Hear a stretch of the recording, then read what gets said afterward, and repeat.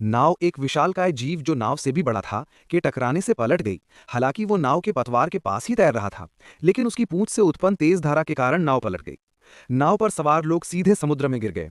सबसे बड़ी बेटी, जो पानी से बाहर आई, ने अचानक अपने पिता को बताया कि उसका प्रेमी अभी भी केबिन में फंसा हुआ है। पिता ने उन्हें ऊंची जगह पर तैरने के लिए चिल्लाया, जबकि वो खुद केबिन की ओर तैरा। जब वो आदमी केबिन के दरवाजे पर पहुंचा तो उसने देखा कि वो लगभग भर चुका था।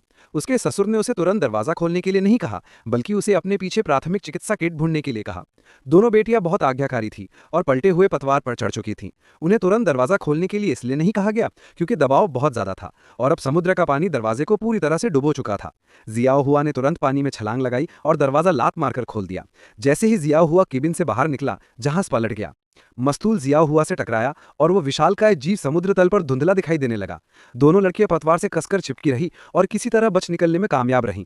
फिर वे मदद के लिए पुकारने लगी और अपने परिवारों को ढूंढने लगी। सौभाग्य से पिता को कोई चोट नहीं आई। वो जल्दी से पतवार पर चढ़ गए और कुछ ही देर बाद जिया हुआ पानी के ऊपर आ गया। हालांकि वो इतने भाग्यशाली नहीं थे क्योंकि नीला ड्रैगन उनके ठीक पीछे था। ये देखकर जिया हुआ पूरी ताकत से उस छोटी नाव की ओर तैरा। उसके पीछे वाला नीला ड्रैगन उसे जाने नहीं दे रहा था और तेज गति से उसकी ओर झपटा। सौभाग्य से जिया हुआ समय रहते पतवार पर चढ़ गया, जिससे नीला ड्रैगन जहाज के नीचे से तैरकर निकल गया।